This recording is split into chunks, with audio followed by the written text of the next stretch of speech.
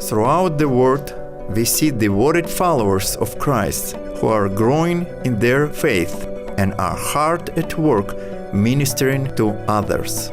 But what they often lack are the resources to provide safe and appropriate venues for ministry. As you visit these officers and soldiers, you will find that they are quick to sacrifice their own resources for those they are discipling and caring for.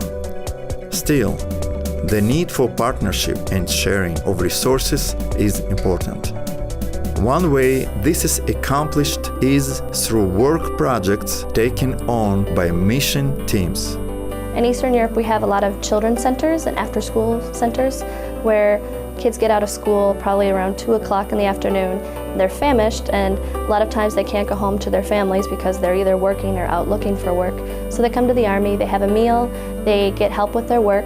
I don't know if we always have tutors, but we try to help them as much as we can with their studies, their homework, and then they have some kind of organized programming, games, recreation, and a Bible lesson so that they're cared for during this time and they're not on the street. A lot of the buildings in Eastern Europe are inadequate in that basic things such as windows and floors aren't sealed or aren't double paned, and they don't really provide protection from the elements. So in summer it gets hot, in winter it gets extremely cold. You are the light of the world.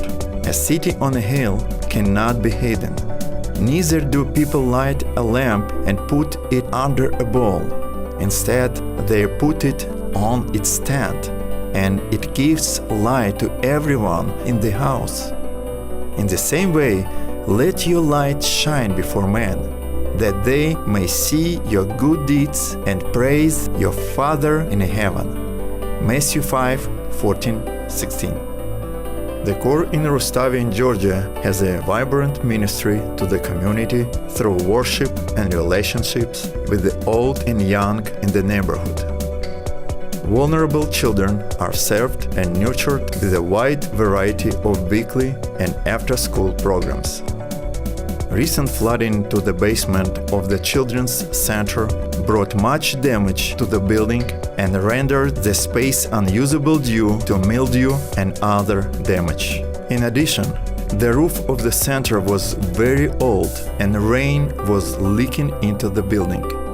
The windows in the chapel, along with the windows in the Tbilisi Corps, were damaged so that freezing air was always present indoors in the winter months. A Central Territory Global Mission team volunteered time and used personal resources to travel to Georgia to assist in restoring the buildings so they could be in use again. Because of word services given, not only were the buildings improved, but many Georgians were given much-needed employment as they worked alongside the team members. When done appropriately, mission teams and receiving countries join in partnership to glorify God and benefit the local people. Team members live with the realization that they are the ones who have received blessings.